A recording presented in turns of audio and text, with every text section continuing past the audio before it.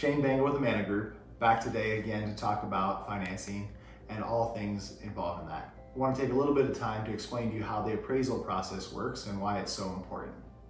When you're purchasing a home, say for example a $500,000 home, the bank is going to loan you money to complete that purchase. You know, if you're putting 20% down, they're going to lend you $450,000. If more often people are putting 3 or 5% down. So the bank's risk on that money lent, they want to make sure that it's protected in the value of the home. So if you're buying it for $500,000, they're going to send a third-party appraisal person, an inspector, to go out and check it out. He's going to take photos, measure the floor plan, and look at the surrounding area and then justify based on previous sales in the area that the house is therefore worth the $500,000 that they're lending on.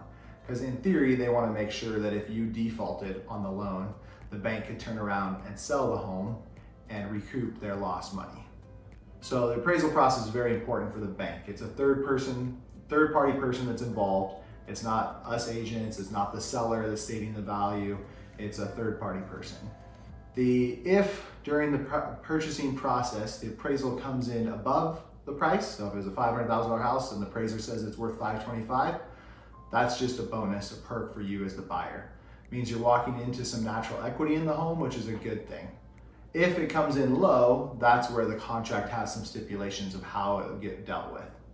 What happens is, as the buyer, you notify the seller that the appraisal is low. Then the seller responds with what they would prefer you to do.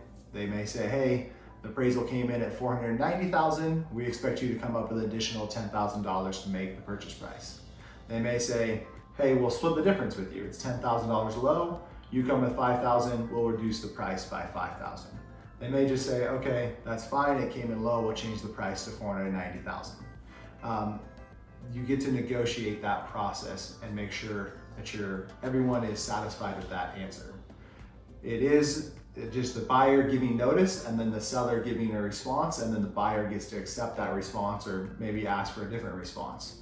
Again, just a continued negotiation process that happens during the appraisal process. As you can see, there are many things involved with purchasing a home. This is just one of the other steps.